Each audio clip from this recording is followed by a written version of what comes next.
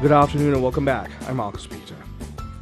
It's no news by now that Jimmy Lai, activist for free speech and freedom of religions in Hong Kong, has been condemned, effectively convicted, to 20 years in prison. Joining me to talk about this is Benedict Rogers, human rights activist and writer, specializing in Asia, co-founder and chief executive officer of Hong Kong Watch. He wears numerous hats, and he also had the great privilege of working alongside Lai for a number of years. Benedict, great to speak with you again. How are you? I'm very well, thank you. Good to be with you.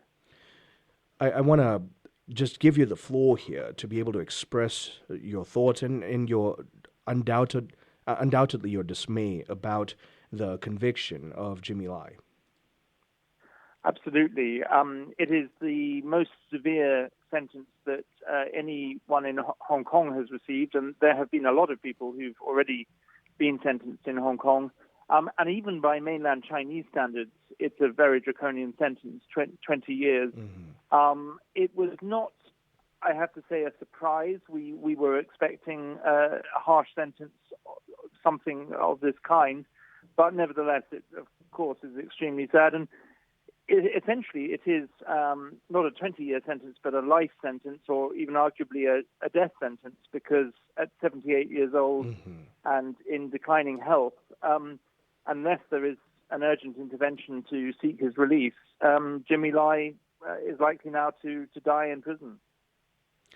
I thought I said the exact same thing. The moment I found out about his conviction, I did a commentary on video, and that's still being produced right now, but I immediately said this was a deliberate death sentence. The point of this was to make an example of him and to make sure that he would die in prison, and that's exactly what we're going to see. That's correct. I mean, I still think that there is a possibility, I don't know how big or small that is, but a possibility if there is enough sustained international pressure by my government in the United Kingdom, bearing in mind that Jimmy Lai is a British citizen, but also by the United States, with President Trump's forthcoming visit to China expected in April, and other governments. If those governments put enough pressure on China to say, okay, you've now made an example of Jimmy Lai, now release him on humanitarian grounds, on medical grounds, that's not an impossibility, and that's certainly what we should be trying for.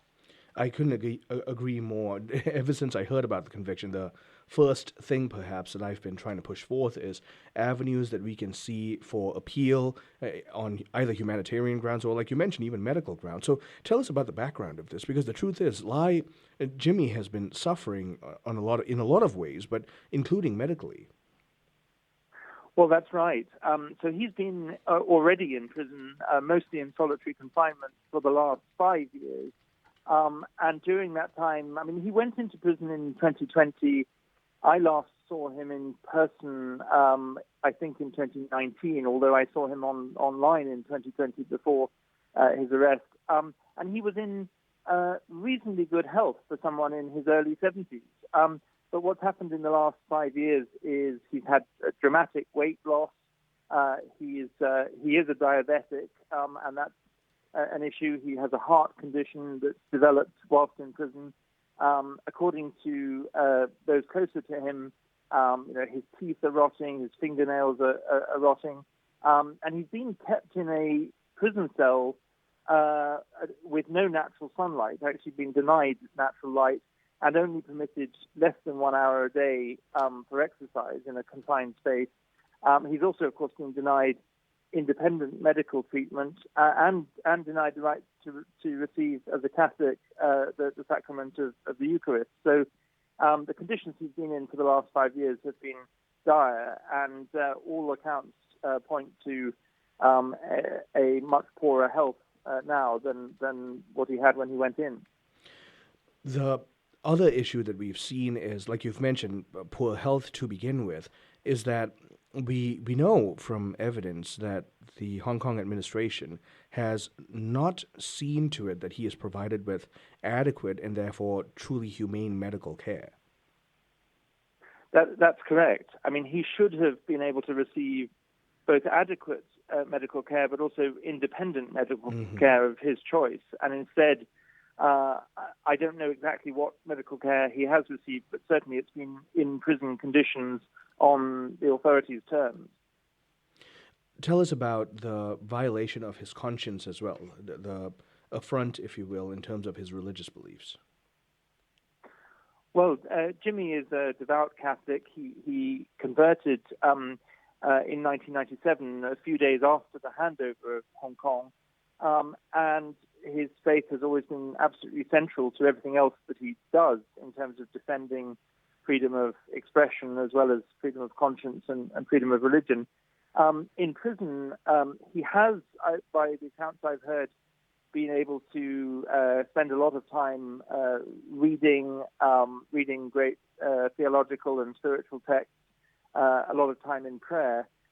But where his freedom of religion and conscience has been violated is that for some time now he's been denied the right to receive the sacrament of the Eucharist. For a short time in the early part of his time in prison, he was receiving visits from Cardinal Ren, the courageous Hong Kong cardinal. But I believe for some time now he has been denied the right to receive the Holy Communion.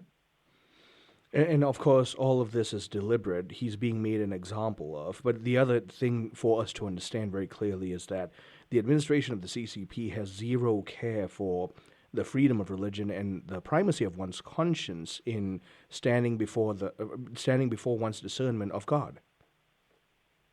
Yes, exactly. I mean, the CCP has been conducting an all-out assault on religion broadly and Christianity in particular across mainland China, resulting in closure of unregistered churches, indeed the destruction of some churches, arrests of lots of both Protestant and Catholic clergy.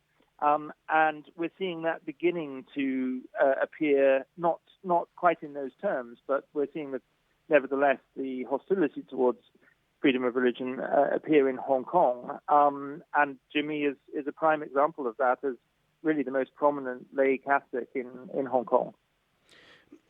What are we seeing in terms of the effect of Lai's work, though?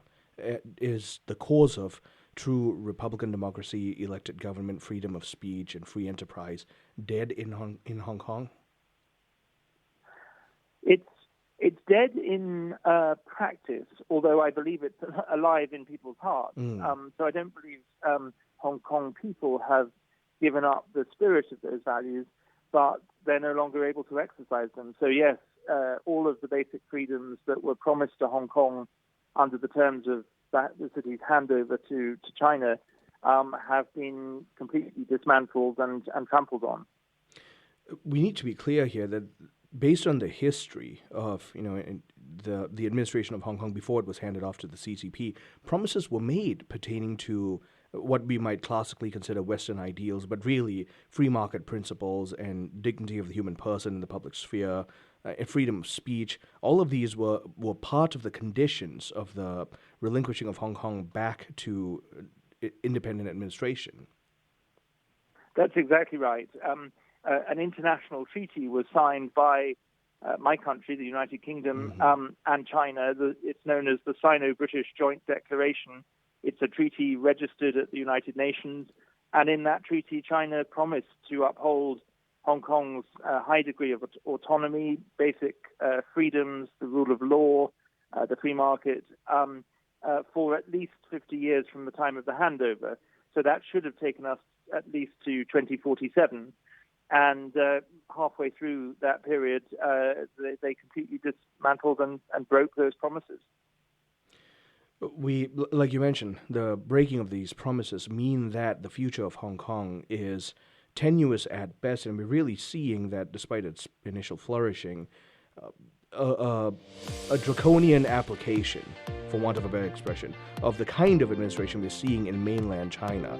I'm talking with Ben Rogers. He is a prolific author, particularly of the China Nexus, 30 years in and around the Chinese Communist Party's tyranny.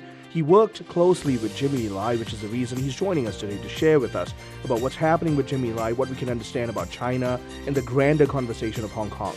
Stay tuned, I'm Marcus Peter.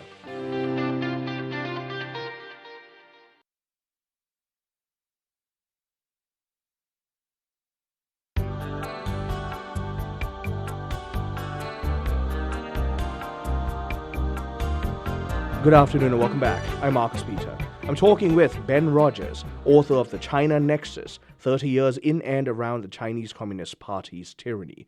Ben has also had the privilege of working very closely with Jimmy Lai, whom we're talking about today. Ben, just to draw back to a more broad version of the conversation, what's happening with Jimmy, especially with the re-annexing of Hong Kong back under China's mainland administration, shouldn't surprise us in a lot of senses. If anything, I think many of us saw it coming. Yes, I think that's right. I think in the early years after the handover, and I lived in Hong Kong during those years from 1997 to 2002, in those first 5 years, China, I would say, did, at least on the surface, keep its promises. I worked as a journalist there, and I was able to write and publish articles in Hong Kong then that, if I wrote them today, if I was in Hong Kong, would get me arrested, and certainly they would never be published. But after those first early years, maybe the first decade or so, really they began to gradually and then very rapidly dismantle Hong Kong's freedoms and introduce a very draconian, repressive set of laws that have created a climate of real fear and repression in Hong Kong. Tell us about the reality of religious freedom, and I want to present a context here. Here in the West, especially in the United States, we take for granted those constitutional rights that allow us to even lament about those rights. But the fact is, in most of the East, especially in that region, China, Hong Kong, Taiwan, you cannot presuppose that you have freedom of religion and freedom of conscience and therefore freedom of speech. That's entirely right. We see it in mainland China in its most brutal and starkest form, where we have seen many churches, both Protestant and Catholic, being either forced to close or, in some cases, the crosses torn down or being dynamited, clergy being arrested. The state-controlled churches in mainland China, and keep in mind there are, of course, the underground churches that are outside the state system, but there are state-approved churches, and in those churches they are forced to display portraits of Xi Jinping and Chinese Communist Party propaganda banners. So that's what's happening in mainland China, and I fear that's long-term the destiny for Hong Kong as well. In Hong Kong, you could arguably say that freedom of worship is still there. People can still go to churches or to other places of worship, but increasingly clergy are self-censoring themselves because if they preach on certain topics, they could find themselves in trouble. Faith-based schools, which are a large part of the education system, are being compromised, and Christians in public life in Hong Kong are just much more careful. So freedom of religion is absolutely under fire, albeit in perhaps somewhat more subtle and insidious ways than the much more blatant ways that we see in mainland China.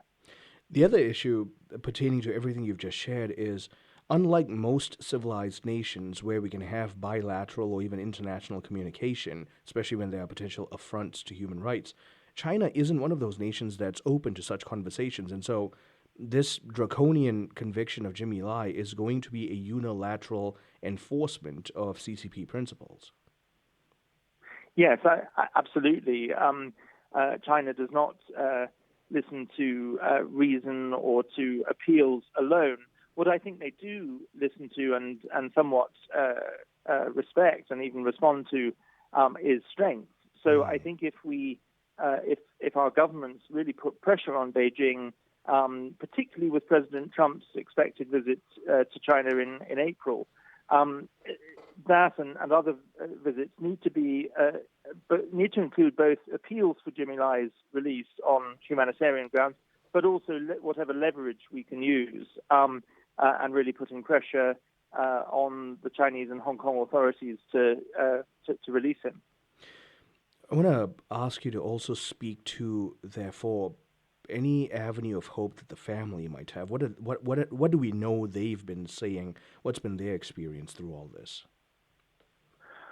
Well, his son and daughter are both now outside Hong Kong, and they have been very courageously, publicly leading the global campaign for their father. And they've been remarkable. I mean, on the day that Jimmy was sentenced to 20 years in prison, I saw both of them, and particularly Sebastian, his son, doing round after round of media interviews, being remarkably composed and calm. But of course, they're devastated at the thought that their father has this prison sentence. They do convey some hope, which is that Jimmy is this remarkably courageous person who stays true to both his values, but also to most importantly, his faith. And they say it is his Catholic faith that is sustaining him in prison. The authorities have imprisoned his body, but they haven't imprisoned his spirit. And I think that gives the family and his friends hope. And we hope that will be a message that will mobilize the international community to really seek his release. As we pray for Jimmy Lai, one of the issues that many listeners are concerned about is whether we can do something, whether there can be a kind of writing campaign, or whether some policy decisions or document decisions might be influenced by listeners right now. Absolutely. I would encourage listeners, firstly, to write to their elected officials, representatives, congressmen, senators, particularly to urge the U.S. Congress to appeal to the Trump administration to really use the forthcoming visit by the president to prioritize Jimmy's release. President Trump has several times singled out Jimmy's case and said he's concerned about it and he will seek his release. So we must hold him to that promise, and he should use that visit to do so. But I also think that particularly Catholics have a really important role to play in supporting Jimmy, firstly through prayer. I myself am going to devote much of Lent to fasting and praying for Jimmy, as well as for other causes that I care about. And listeners could also appeal to their parish priests, to their bishops and cardinals, to mobilize the church worldwide to speak out about Jimmy, to hold vigils, to pray for him in Mass, and most of all to urge the Vatican and the Holy Father to be much more vocal and to speak out for Jimmy's release. I want to ask you to also drill in on that, the fact that we ought to be writing to our elected representatives to make sure that this is a topic that's very near and dear to our hearts, and therefore it really does pertain to the concerns of us who live in the United States. Absolutely. I think, in our democracies like the United States and my own country, elected officials respond to what their constituents are telling them. And so listeners can certainly and should certainly engage their elected members of the House of Representatives and the Senate to deliver this message. To step back a little, too, as we consider what we in the United States and most of the West can do, but this program is listened to internationally as well, Ben.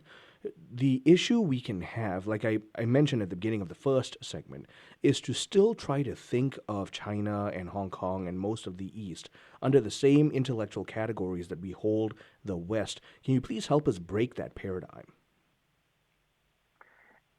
Well, yes. I mean, China is under a brutal regime that is not only repressing its own people, but actually is an increasing threat to the rest of the world.